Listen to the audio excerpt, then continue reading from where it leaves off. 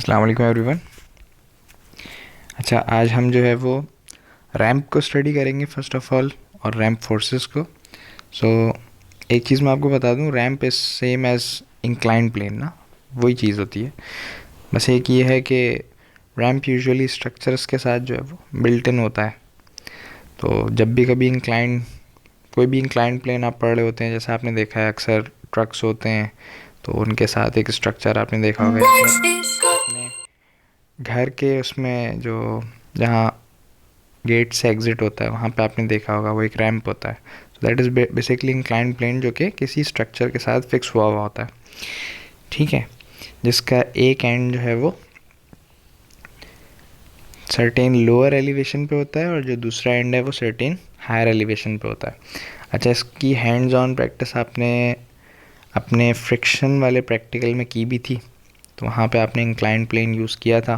So the forces are the same, कुछ अलग नहीं होती, ठीक है। और साथ साथ हम कंप्यूटेशनल मैकेनिक्स को भी थोड़ा सा देखेंगे कि किस तरह फोर्स एंड मोशन और जो न्यूटन की सेकंड लॉ पढ़ते थे उसको किस तरह कंप्यूटेशनल वे में आप सॉल्व करेंगे, ठीक है। अच्छा, यहाँ पे देख लें, ये वही डायग्राम है सामने जो आपकी नज़र आ रही है, कि जिसमें एक ऑब्जेक्ट जो कि एक रैंप पे जब मूव करेगा, मोशन परफॉर्म करेगा, तो उस पर कौन कौन सी फोर्सेस यूजुअली एक्ट कर रही होती हैं। एक उसका, अच्छा यहाँ पे पहले बताया हुआ है कि ये जो मैं रैंप की भी आपको जैसे डेफिनेशन बताई, ठीक है, कि flat supporting surface tilted at an angle, एक एंगल थीटा पे वो टिल्ट हुई हुई है with one end higher than other. किस लिए यूज़ की जाती है, या यूजुअली यूज़ की जाती है कि आप जब ऊपर से चीज़ों को धकेल रहे होते हैं तो आप चाहते हैं कि स्मूथली वो नीचे आ जाएं, तो आप एक रैंप यूज़ कर लेते हैं।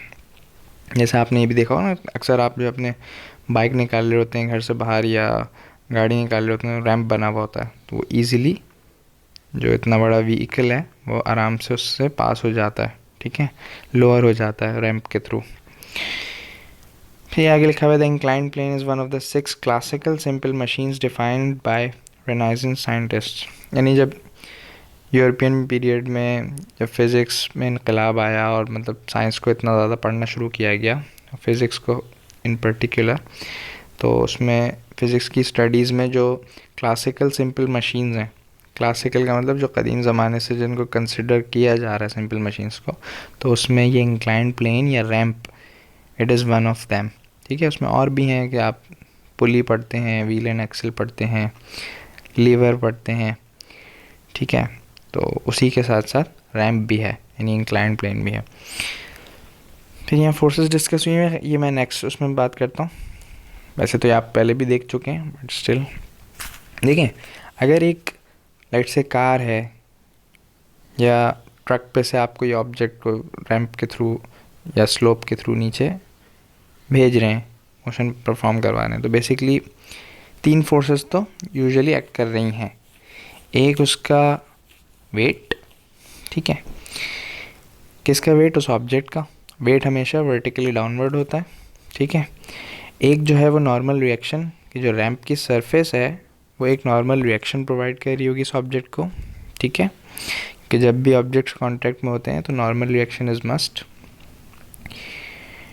And number 3 is the force of friction. तो फोर्स ऑफ फ्रिक्शन का ये है कि ये सिग्निफिकेंट भी हो सकती है और नेग्लिजिबल भी हो सकती है, ठीक है, depending upon the nature of surfaces.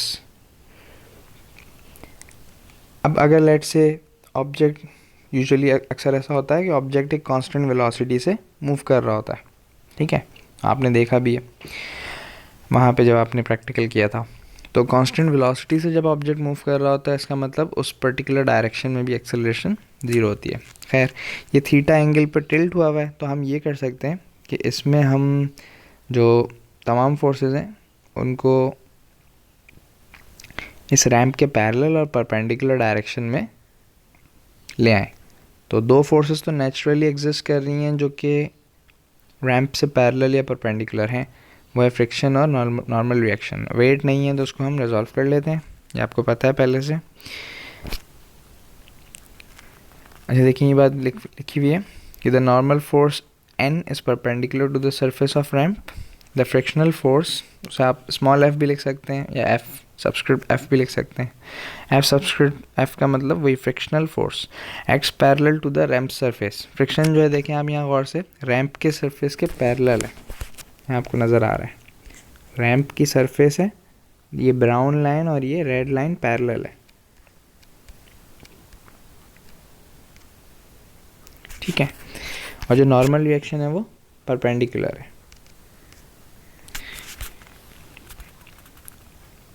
Frictional force acts parallel to the ramp surface and resists the motion of the block. Friction हमेशा जो है वो मोशन को रेजिस्ट करती है और ये कांटेक्ट फोर्स होती है, ठीक है, होती कांटेक्ट की वजह से और ये मोशन को रेजिस्ट करती है।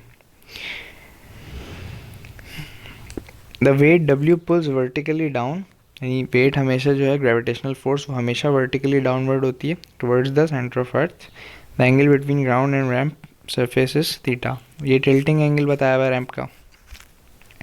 अब इसमें हम क्या कर लेते हैं कि जो वेट है आपका, क्योंकि वेट ना तो इस इंक्लाइंड प्लेन या इस रैम्प की सरफेस के ना तो पैरेलल था ना परपेंडिकुलर था, तो आप वेट को बेसिकली रिजॉल्व कर लेते हैं इसके रेक्टेंगुलर कंपोनेंट्स में, सही है।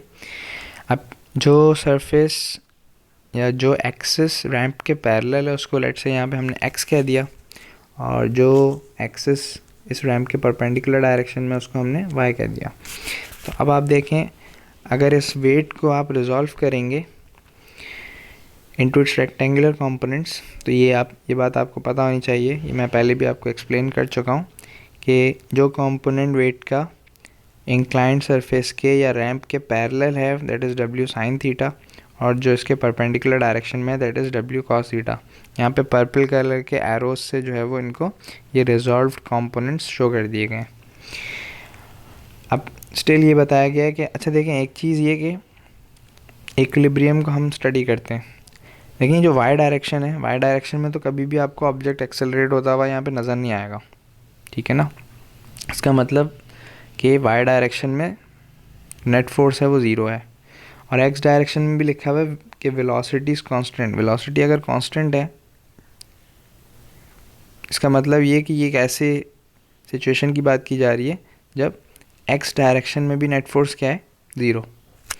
तो इसी पे आगे बात करते हैं।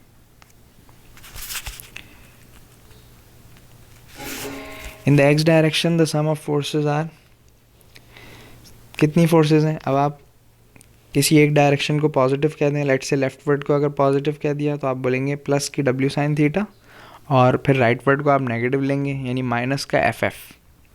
ये हो जाएगी net force along X axis.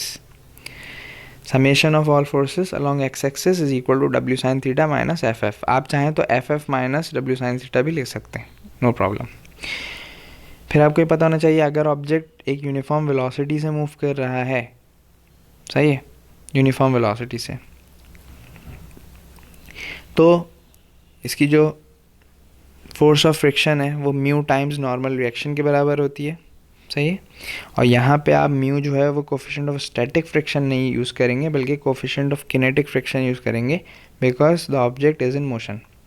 Coefficient of static friction तो जब यूज़ करते थे अगर ऑब्जेक्ट रेस्ट पे होता था, जब लिमिटिंग वैल्यू होती थी फ्रिक्शन की। So here we are not studying about any limiting values, हम फ्रिक्शन यहाँ पे कोई पर्टिकुलरली स्टडी नहीं कर रहे, we are only studying ramp, सही है। वैसे तो असूलन ये वो उसी प्रैक्टिकल का एक हिस्सा समझ लें इसको, क्योंकि आपने जो है वो वहाँ पे इंक्लाइंड सरफेस देख ली थी, और रैम्प भी एक इंक्लाइंड सरफेस ही होती है। तो फिर आप ये कह सकते हैं फ्रिक्शनल फोर्स की जगह आप म्यू के टाइम्स एन रख सकते हैं। Mu K stands for coefficient of kinetic friction and N is the normal reaction. तो आप ये कह सकते हैं summation of all forces along X axis is equal to W sin theta minus mu K N. अब क्योंकि लिखा हुआ था कि velocity is constant, velocity constant का मतलब ये है कि नेट फोर्स ज़ीरो है अलोंग एक्स एक्सिस, तो आप ये जो बॉटम पे इक्वेशन लिखी हुई है इसमें summation of all forces along X axis यानी लेफ्ट हैंड साइड को अगर आप ज़ीरो ले लें तो आप लिख सकते हैं कि W sin theta minus mu K N is equal to zero. तो नेगेटिव का mu K N right hand side पे पॉजिटिव हो जाएगा जाके, तो आप कह सकते हैं mu K N is equal to W sin theta, या W sin theta is equal to mu K N, एक ही बात है। फिर आप जो है वो वाई डायरेक्शन की बात करेंगे। तो वाई डायरेक्शन में भी मैंने आपको ये बताया था वाई डायरेक्शन में तो कोई वेलोसिटी तक नहीं होती, एक्सेलरेशन तो ज़ीरो होती है लेकिन वेलोसिटी भी ज़ीरो होती है। एक्सेलरेशन ज़ीरो है मतलब नेट फोर्स वाई डायरेक्शन में भी ज़ीरो है। तो आप लेट से अपवर्ड डायरेक्शन को अगर पॉजिटिव कह रहे हैं तो प्लस का एन और डाउनवर्ड नेगेटिव हो जाएगी, माइनस का W cos theta is equal to zero. सही है, summation of all forces along Y axis equal to zero, तो वही चीज़ बराबर है N minus W cos theta के। तो N U W cos theta उधर जाके पॉजिटिव हो जाएगा दूसरी तरफ, और आप कह सकते हैं कि जो नॉर्मल रिएक्शन और डब्ल्यू कॉस थीटा है they are actually equal in magnitude but they are just opposite in directions. अब आप ये मज़ीद कर सकते हैं, अगर रैंप के केस में आपको coefficient of kinetic friction calculate करना है तो आप क्या कर सकते हैं, यहाँ पे देखें आप गौर से, आपके पास बराबर आया एन बराबर आया डब्ल्यू कॉस थीटा के, सही है। और पिछली वाली इक्वेशन अगर आप देखेंगे, ये जो टॉप पे लिखी हुई है इसी स्लाइड में, जो टॉप पे इक्वेशन लिखी हुई है वो लिखी हुई है W sine theta is equal to mu K N, और बॉटम पे जो इक्वेशन लिखी हुई है उसमें एन की वैल्यू दी हुई है। तो जो एन की वैल्यू है बॉटम पे जो लिखी हुई है डब्ल्यू कॉस थीटा, इसको अगर आप टॉप वाली इक्वेशन में एन की वैल्यू को सब्सटीट्यूट कर देंगे तो ये इक्वेशन बन जाएगी W sine theta is equal to mu K times W cos theta, या आप कह सकते हैं कि mu K is equal to W sine theta upon W cos theta, वो डिवाइड में चला जाएगा दूसरी तरफ जाके, तो डब्ल्यू से डब्ल्यू कैंसिल हो जाएगा और फिर ये sign theta upon cos theta आपको पता होना चाहिए कि टेन थीटा के बराबर होता है। सो इस वे में हम जो है वो जब कभी रैम्प्स को स्टडी कर रहे होते हैं और ऑब्जेक्ट यूनिफॉर्म मोशन परफॉर्म कर रहे होते हैं, यानी यूनिफॉर्म वेलोसिटी से ट्रैवल कर रहे होते हैं along the surface of ramp, तो आप अगर कोफिशिएंट ऑफ किनेटिक फ्रिक्शन निकालना चाहें उस केस में that is equal to tan theta, ठीक है। फिर एक चीज़ ये कि अगर आपकी फ्रिक्शन जो है वो बहुत नेग्लिजिबल है, मामूली है, ना होने के बराबर है, so you just ignore it, और फिर आप जो फ्री बॉडी डायग्राम होती है उसको फ्रिक्शन के बगैर बना लेते हैं, यानी सिर्फ नॉर्मल रिएक्शन और वेट के वेक्टर को यानी एम को आप रिजॉल्व कर लेते हैं एम जी साइन थीटा और एम जी कॉस थीटा में। तो इस कंडीशन में फिर आप ये बोलते हैं नाउ इट इज़ नो मोर, मतलब वाई डायरेक्शन में तो स्टिल इक्विलिब्रियम है यानी नेट फोर्स ज़ीरो है, लेकिन एक्स डायरेक्शन में अब नेट फोर्स ज़ीरो नहीं होती। नेट फोर्स ज़ीरो नहीं होती तो फिर नेट फोर्स क्या होती है, एम जी साइन थीटा होती है। और जब एम जी साइन थीटा के बराबर है, एम यानी net force mass times acceleration according to Newton second law, तो M is equal to M G sine theta के बराबर है, तो दोनों तरफ एम आप कैंसिल करके बता सकते हैं इस वाले केस में, यानी जब फ्रिक्शन एब्सेंट होती है तो एक्सेलरेशन जो ऑब्जेक्ट की होती है that is equal to G sine theta, ठीक है।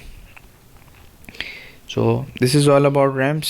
सो आई थिंक मैंने काफ़ी सारा आपको ओवरव्यू तो उस टाइम पे ही दे दिया था रैम्प का, इंक्लाइंड सरफेसेस का, जब मैं फ्रिक्शन को आपको पढ़ा रहा था। अब ज़रा कंप्यूटेशनल मैकेनिक्स की तरफ भी चले जाते हैं, वो भी स्टडी कर लेते हैं।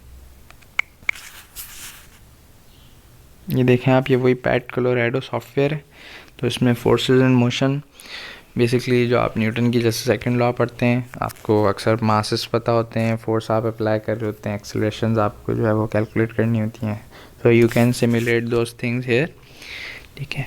तो ये साथ साथ हम ये भी देख लेंगे सारा सिमुलेशन। तो एक नेट फोर्स का सेक्शन दिया हुआ है, फिर एक मोशन का, फिर फ्रिक्शन का, फिर एक्सेलरेशन का।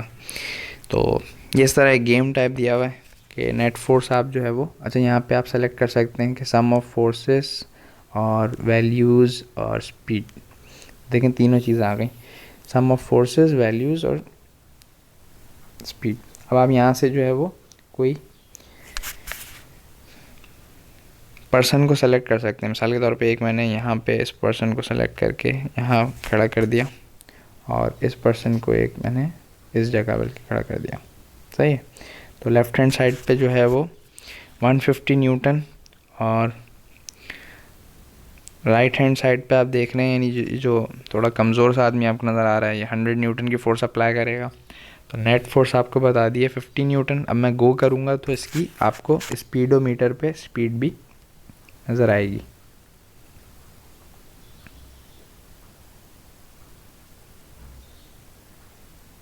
तो देख रहे हैं ये लेफ़्ट साइड पे एक्सेलरेट हो रहा है, ठीक है। सो दिस इज़ जस्ट मतलब एक एनिमेशन टाइप है। आगे फिर आप जो है वो एक्सेलरेशन पे जा सकते हैं। खैर मैं एक एक करके आपको दिखा दूंगा, दोबारा से देख सकते हैं आप चाहें तो। रिटर्न,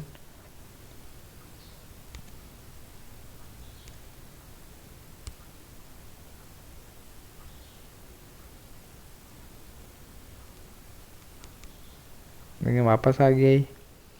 दोबारा से आप ये इसको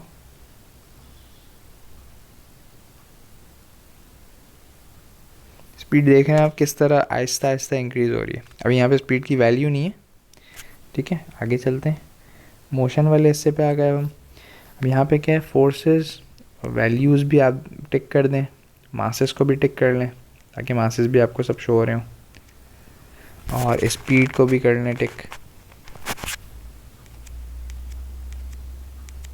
आई डोंट नो सेलेक्ट क्यों नहीं हो पा रहा ये।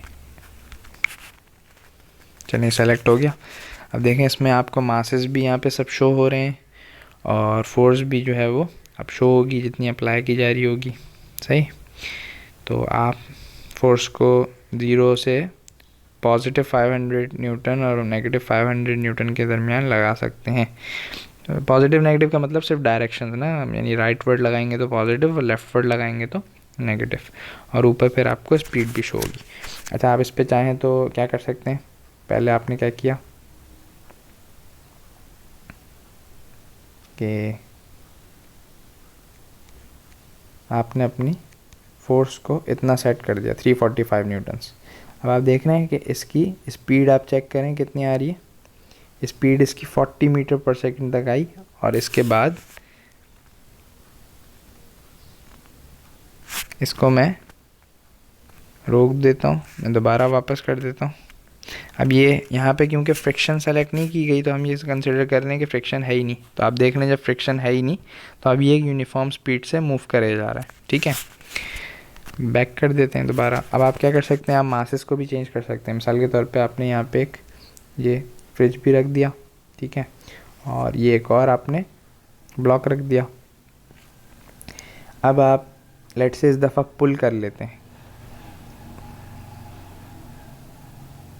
339 न्यूटन से मैं पुल कर रहा हूँ। अच्छा, मैं इस पर 1 मिनट दोबारा से इसको स्टार्ट करते हैं। वैल्यूज़ और मासेस को टिक कर लेते हैं।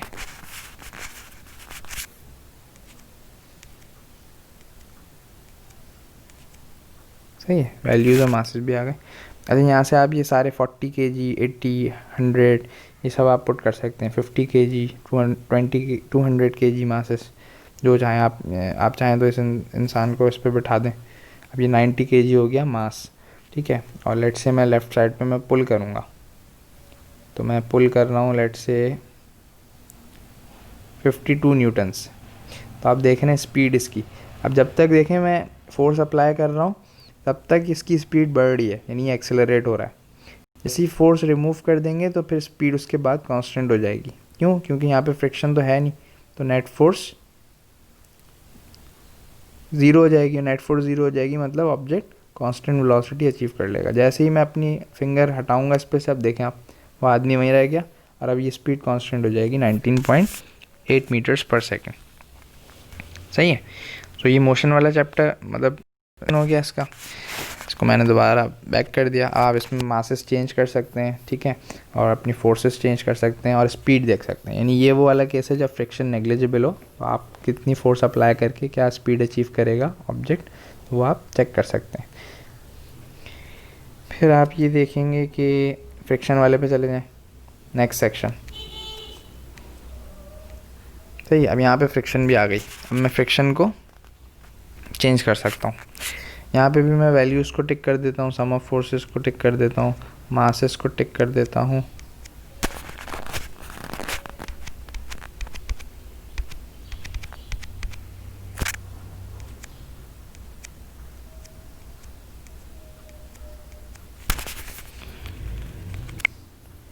ठीक है, इन सबको मैंने टिक कर दिया। अगर आपके पास माउस है तो आप इजीली टिक कर सकते हैं। अब यहाँ पे भी आप कर सकते हैं। अब लेट से मैंने यहाँ पे ये 50 kg के ऊपर 100 kg ये रख दिया, ठीक है। फ्रिक्शन आप सेट कर लें, नन या लॉट्स, फ्रिक्शन की वैल्यू इस दफ़ा कुछ है। अब आप देखेंगे, अब अगर आप फोर्स अप्लाई करेंगे तो देखें फ्रिक्शनल फोर्स भी आ रही है लिखी हुई, ठीक है। अब ये लॉट्स का क्या मतलब है कि आप जितनी फोर्स अप्लाई कर रहे हैं अभी, ये स्टैटिक फ्रिक्शन खुद अपने आप को उस तरह बढ़ा रही है। अब इसमें से लेट से मैंने एक ये कम कर दिया, अब अप्लाई करके देखें।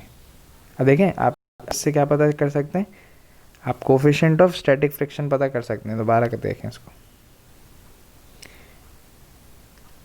रिवाइंड कर दिया मैंने। अब देखें मैं फोर्स अप्लाई करना शुरू करूँगा, पहले सब कुछ टिक कर लेंगे आप फिर से, पहले टिक कर लेता हूँ मैं। इसमें देखें मैं फिर से फोर्स अप्लाई करूँगा आहिस्ता आहिस्ता। अभी देखें मैंने 32 न्यूटन अप्लाई की तो फ्रिक्शनल फोर्स भी 32 न्यूटन है, ठीक है, क्योंकि frictional force self adjusting force होती है। मैं और बढ़ाई 42 तो भी 42 न्यूटन है, और बढ़ाई तो वो भी अपने आप को बढ़ा रही है, 53 वो भी बढ़ गई। देख रहे हैं फ्रिक्शनल फोर्स भी बढ़ती जा रही है। एक वैल्यू ऐसी आएगी जिसके बाद फिर वो बढ़ना छोड़ देगी, वो लिमिटिंग वैल्यू होगी फ्रिक्शन की।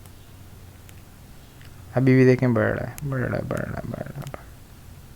अब आपने देखा कि एक वैल्यू थी जिसके बाद ये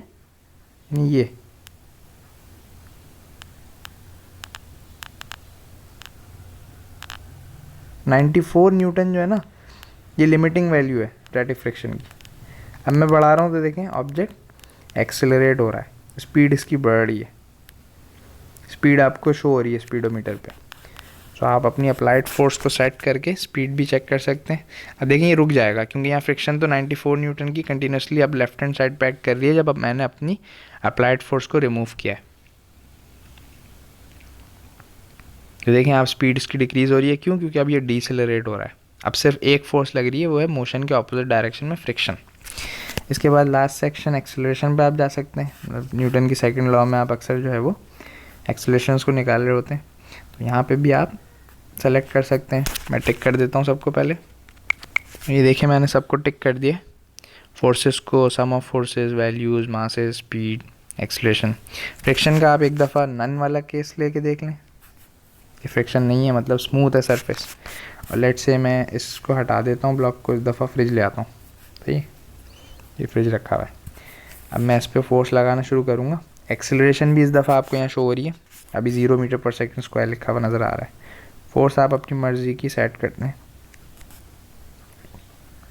अब देख रहे हैं आप एक्सेलरेशन की वैल्यू, मैंने फोर्स जब 500 न्यूटन लगाई इस 200 kg मास पे, तो डायरेक्ट आपके पास एक्सेलरेशन आ गई 2.5 मीटर पर सेकंड स्क्वायर। और आप अपने पास स्टॉप वॉच ऑन करके किसी पर्टिकुलर इंटरवल ऑफ टाइम पे स्पीड भी निकाल सकते हैं। अब आप देख रहे हैं ये इसमें एक्सेलरेशन ख़त्म हो गई, क्यों? अप्लाइड फोर्स जैसी मैंने रिमूव की तो नेट एक्सेलरेशन भी ज़ीरो हो गई। लेकिन अब ये कांस्टेंट वेलोसिटी से क्यों मूव कर रहा है? क्योंकि अब इस पर कोई फोर्स एक्ट नहीं कर रही, फ्रिक्शन की भी नहीं, फ्रिक्शन मैंने नन ली थी, ठीक है। अब इस दफ़ा नेक्स्ट टाइम मैं फ्रिक्शन लेके कर लेता हूँ। इस दफ़ा ब्लॉक पे लेट से इस ब्लॉक को हटा देते हैं, एक ये हम इसको इन सब को खड़ा कर देते हैं और इनके ऊपर बकेट रख देते हैं, सही है। अब ये टोटल मासेस कितने हो गए, टिक कर लेते हैं सबको।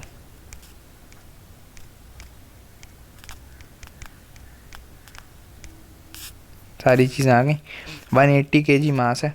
इस दफ़ा मैं फ्रिक्शन को लॉट्स पे कर देता हूँ, यानी है फ्रिक्शन मौजूद। इस दफ़ा देखें जब मैं फोर्स अप्लाई करूँगा इन पे, तो लेट से मैं फोर्स अप्लाई कर रहा हूँ। अब जैसे जैसे मैं फोर्स अप्लाई करूँगा फ्रिक्शन अपने आप को वैसे वैसे देखें बढ़ा रही है, बढ़ा रही है, बढ़ा रही है, बढ़ा रही है। मैं यहाँ तक ले आया, मतलब स्टैटिक फ्रिक्शन की जो लिमिटिंग वैल्यू है वो 500 न्यूटन से भी ज़्यादा है, सही है। तो मैं फ्रिक्शन बहुत ज़्यादा ही हो गई, तो मैंने थोड़ी फ्रिक्शन को कम कर लिया। अब लगाता हूँ मैं फोर्स। अब मैंने फोर्स बढ़ाई बढ़ाई बढ़ाई। इस दफ़ा भी जो लिमिटिंग फ्रिक्शन है 500 न्यूटन से ज़्यादा है, मैंने फ्रिक्शन को और थोड़ा सा कम कर लिया।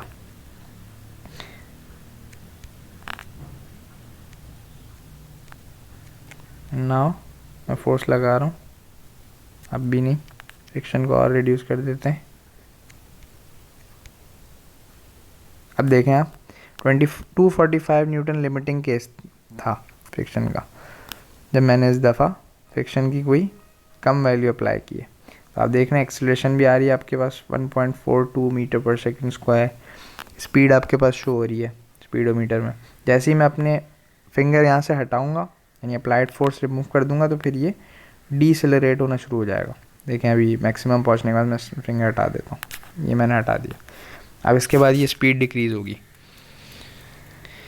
अब इसमें जो एक्सेलरेशन है ना सिर्फ वो इस फ्रिक्शनल फोर्स की वजह से है। यानी इस दफ़ा आप फार्मूला लगा सकते हैं, frictional force is equal to mass times acceleration की वैल्यू, यानी -1.36। या भी एक्सेलरेशन कैलकुलेट कर सकते हैं फ्रिक्शन को इस टोटल मास से डिवाइड करा के। मास कितना है? 180 kg। सो इस तरह आप न्यूटन की सेकंड लॉ को या फ्रिक्शनल फोर्स को कंसिडरेशन में लेते हुए या चेंज करते हुए आप यहाँ पे कर सकते हैं ये चीज़ें। तो ये कंप्यूटेशनल है, वही पैट कोलोराडो का सॉफ्टवेयर है, ठीक है। So that's good. अगर आप मतलब डायरेक्टली आपको बहुत सारी वो चीज़ें कैलकुलेट करनी है, स्पीड भी पता करनी है पर्टिकुलर इंस्टेंट ऑफ टाइम पे, और एक्सेलरेशन भी पता करनी है, फ्रिक्शन को लेट से नहीं लेना कंसिडरेशन में तो ना लें आप, और मासेस आपको चेंज करने हैं, you can change the masses. यहाँ पे डिफरेंट कैटेगरी ऑफ मासेस इसलिए दिए हुए हैं कि आप कम्बिनेशन भी बना सकते हैं, ठीक है। So that's all for today. तो आई थिंक आपको रैम्प भी क्लियर हो गया होगा, और साथ ही साथ ये कंप्यूटेशनल मैकेनिक्स भी क्लियर हो गई होगी। So thank you very much, have a nice day, अल्लाह हाफिज़।